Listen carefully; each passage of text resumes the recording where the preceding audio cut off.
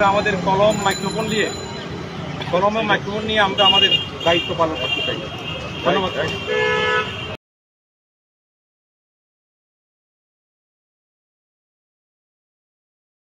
সংস্কারের কর্মসূচি যেটা আমার পূর্ববর্তী বক্তব্য বলেছেন, এই সময়ে এই ধরনের হামলা অত্যন্ত ন্যাক্কারজনক। আমরা মনে করি আইন শৃঙ্খলা পরিস্থিতির সুযোগ নিয়ে কোনো গোষ্ঠী এটি করেছে। কোনোভাবেই কোনো মিডিয়া যাতে আক্রান্ত না হয়, বর্তমান সরকার এ ব্যাপারে ব্যবস্থা নেবেন এবং অত্যন্ত সচেষ্ট থাকবেন। যে কোনো মিডিয়ার যে কোনো কার্যক্রমের ব্যাপারে যে কেউ সংযুক্ত হতেই পারে এবং সেটির জন্য আইনানুগ বিষয় আছে, ব্যবস্থা আছে, সেটিকে তারা হাতে নিয়ে এমনকি আমরা আশা করি পাশাপাশি সরকারের এই বিষয়ে একটু গুরুত্ব দিয়ে এ ব্যাপারে কার্যকরী পদক্ষেপ নেবে। এটি আমরা আশা করছি। দাবি জানাচ্ছি সিলেটের বিভিন্ন সাংবাদিক সংগঠনের আয়োজন করার জন্য এই আবহাওয়ার মধ্যে আমরা এখানে উপস্থিত হয়েছি শুধুমাত্র সংবাদপত্রের স্বাধীনতার বিষয়টি নিশ্চিত করার জন্য। এখানে আমাদের আহ্বানে এই বিপুল বিরূপ পরিস্থিতিতেও আমাদের কয়েকজন নাগরিক, সিনিয়র নাগরিক নেতৃবৃন্দ উপস্থিত হয়েছেন, তাদেরকে কৃতজ্ঞতা জানাচ্ছি।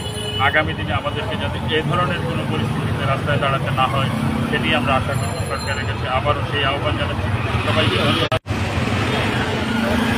গণমাধ্যমকে স্বাধীন রাখতে হবে। গণমাধ্যমকে ভয়ভীতি দেখিয়ে কোনোভাবে পরিবর্তন আনা সম্ভব নয়। যে হামলা হয়েছে আমরা সেই হামলা নিন্দা জানাই।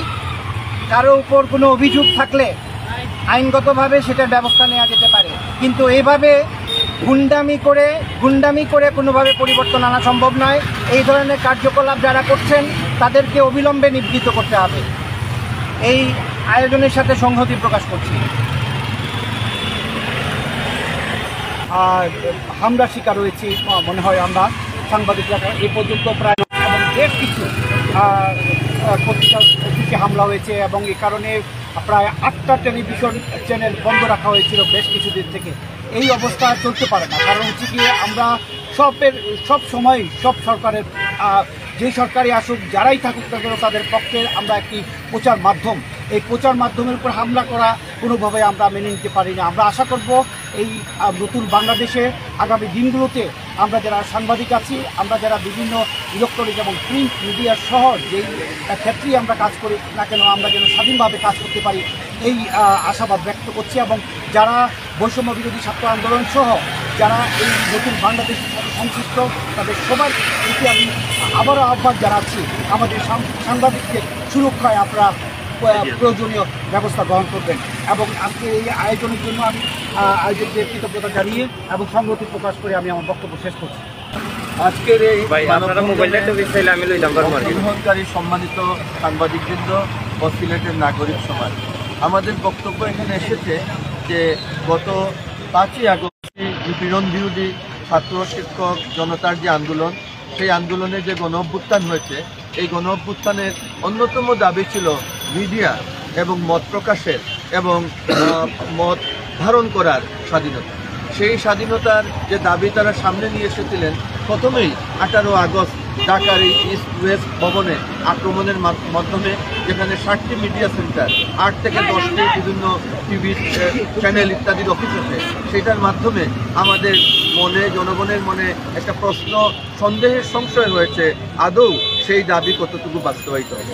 তা আমরা একই দাবি জানাচ্ছি, আজকে যে তত্ত্বাবধায়ক সরকার, সেই তত্ত্বাবধায়ক সরকার তারা যে দাবি, যে আন্দোলনের পিঠে ভর করে আজকে ক্ষমতায় এসেছেন, সেই আন্দোলনের মূল দাবির মানবাধিকার, সাংবিধানিক অধিকার, এই যে তথ্য প্রকাশের, সাংবাদিকতার এবং মত প্রকাশের, ভিন্ন মত ধারণ করার যে অধিকার, সেই অধিকারের উপর যে আক্রমণ এসেছে, এটার তারা একটা বিচার, যারা অপরাধী তাদেরকে ধরবেন, আইনের আওতায় নিয়ে আসবেন এবং তাদেরকে উপযুক্ত যথাযথ শাস্তি নিশ্চিত করবেন। তবেই বাংলাদেশের সাংবাদিক সমাজ, আজকে আপনারা দেখেন সিলেটে জেলা press club, Sylhet press club সবাই কিন্তু তত্ত্বাবধায়ক সরকারকে তারা স্বাগত জানিয়েছেন।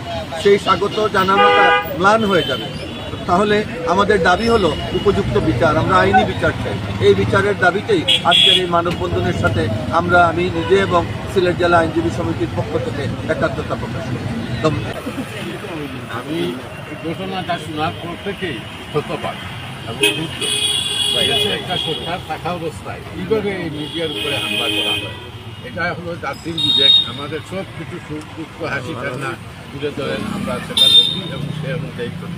তা আমি আমার ব্যক্তিগত পক্ষ থেকে নিন্দা জানাচ্ছি, আমি সিলেটের নাগরিক সমাজের পক্ষ থেকে নিন্দা জানাচ্ছি এবং বর্তমান তত্ত্বাবধায়কালীন সরকারের কাছে অনুরোধ থাকবে অতি দ্রুত এইসব দুর্বৃত্তকে ধরে যদি বিচার করা না হয় তবে আগামী সপ্তাহে হয়তো দেখা যাবে আবার আমরা এখানে এসে দাঁড়াতে হবে।